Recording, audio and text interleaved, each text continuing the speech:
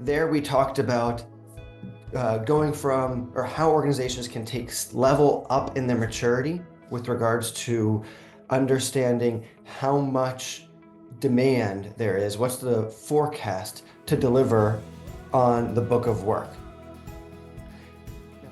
What's important is recognizing when it's time to transition, to a more advanced solution, you know, that can actually improve decision making and scalability. So if we take a closer look at the different tools and options on the screen, which we can use for named resource allocation and what they bring to the table and their impact on the overall, decision agility and quality. So if we start with the first. But collating it together and looking at analysis you can do over, across your portfolio and over time. Once you have a process and tool in place, you can reap rewards beyond just what's happening kind of right now. You can get quantifiable metrics on utilization.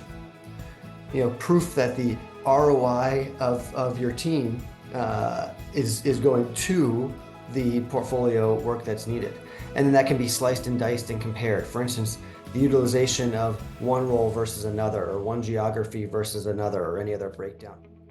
Again, there are folks that do not want to do named resources.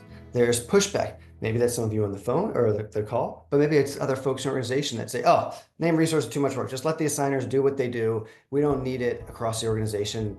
Listed here on the slide is actually maybe some of the reasons that they feel that way, and that actually if you had a tool, it would overcome those. R&D and really the development operations often gets the main focus in drug development. These other departments, they have their own unique planning needs, almost in some organizations requiring a mini PPM tool. Since their governance, it often stands apart from the rest of R&D. Again, it's dependent and different for each organization.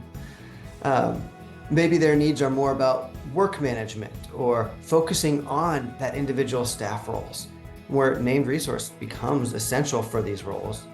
Every organization, and I think we've said this, probably has a need to do resource allocation.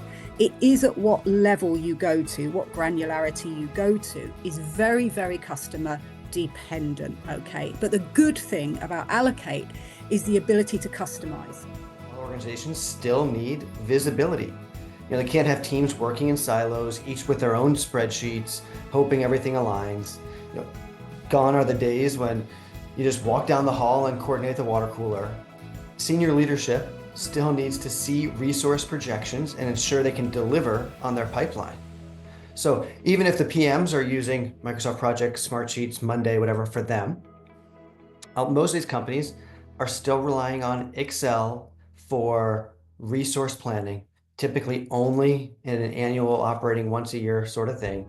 And it's just not sustainable. They need to respond to change fast. Strong emotion behind named resources.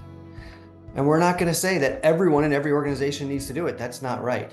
But for those that do need to see who's doing what, do want to track it, do want the benefits, having the right tool makes their lives easier.